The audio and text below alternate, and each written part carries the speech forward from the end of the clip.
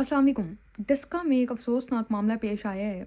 मौजूदा दौर की अगर मैं आपको एक बात करूँ, तो माँ-बाप हमेशा दुआ करते थे कि हमारी बेटियों के नसीब अच्छे हों, लेकिन आज के दौर में माँ-बाप ये भी दुआ करते हैं कि हमारे बेटों के भी नसीब अच्छे हों। डस्का में वलीमे के दिन दूल्हा जो है ना वो कत्ल हुआ है और उसके कत्ल में उसकी अपनी बीवी और उसका साबका या उसका दोस्त, उसका महबूब, उसका आशिक शामिल था। अच्छा जी, वलीमे के रात जो है ना वो दूल्हा मोहम्मद जावेद ससुराल की दहलीज़ पर दुल्हन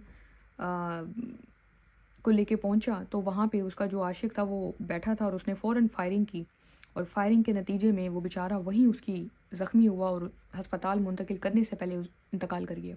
अब यहाँ तक सिर्फ बात नहीं है। इमेजिन करें कि उस दूल्हे को जब फायर लगा, वो नीचे गिरा।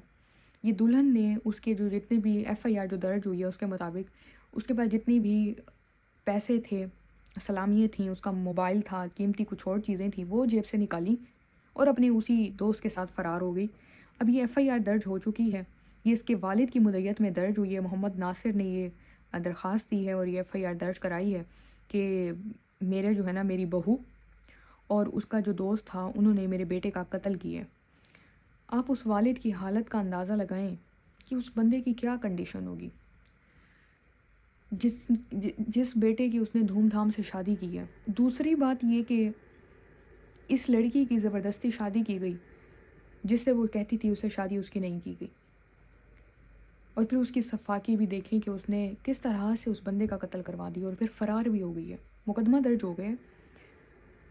लेकिन मैं आखिर में बस इतनी बात करूँगी कि जैसे-जैसे वक़्त गुज़र रहा है, जैसे-जैसे सोशल मीडिया स्ट्रॉन्ग हो रहा है, सोशल मीडिया, मोबाइल्स, ये वो आप आपके एक्सेस में है, इंटरनेट, हर चीज़। लड़के तो थे ही थे शुरू से, अब लड़कियां भी लड़कों के मुकाबले पे आ रही हैं और शायद उनसे भी आगे निकल चुकी हैं। ये मामला नहीं है, इसके अलावा और बहुत से मामलात हैं जो रोज़ पेश आ रहे हैं कि लड़कियां क्या से क्या कर रही हैं।